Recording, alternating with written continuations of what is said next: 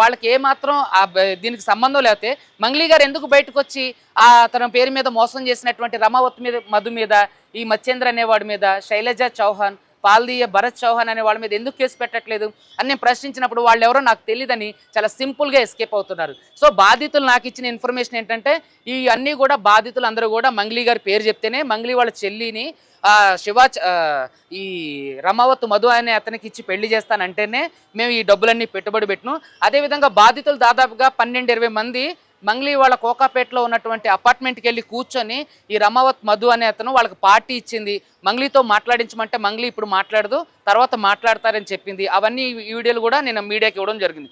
So ఇక్కడ ఏంటంటే దాదాపుగా బాధితులు ఇచ్చే ఇన్ఫర్మేషన్ ఏంటంటే మిర్యాలగూడలో ఒక హాస్పిటల్ ఇండైరెక్ట్గా మంగ్లీ రన్ చేస్తున్నారని, తర్వాత అచ్చంపేటలో ఒక ప్రైవేటు స్కూల్ని రన్ చేస్తున్నారని, తర్వాత కోకాపేటలో ఇప్పుడు ఒక పెద్ద పబ్బు కట్టబోతున్నారని, దానికోసం ఈ డబ్బులన్నీ సేకరిస్తున్నాం అని చెప్పారు. మరి బాధితులు మీరు ఎలా ఇచ్చారు అని అంటే మేము ఇంపోర్ట్ అండ్ ఎక్స్పోర్ట్ బిజినెస్లో, తర్వాత ట్రేడింగ్ బిజినెస్లో, తర్వాత గోల్డ్ బిజినెస్లో, తర్వాత రియల్ ఎస్టేట్ బిజినెస్లో, తర్వాత సిమెంట్ ఫ్యాక్టరీలు కడతాను అంటే మేము పెట్టుబడులు పెట్టాం సార్.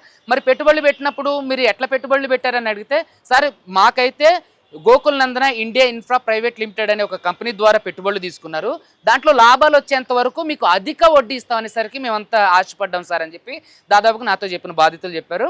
80 మంది బాధితుల దగ్గర నుంచి దాదాపుగా 9.5 నుంచి 10.5 కోట్ల వరకు వసూలు చేశారు.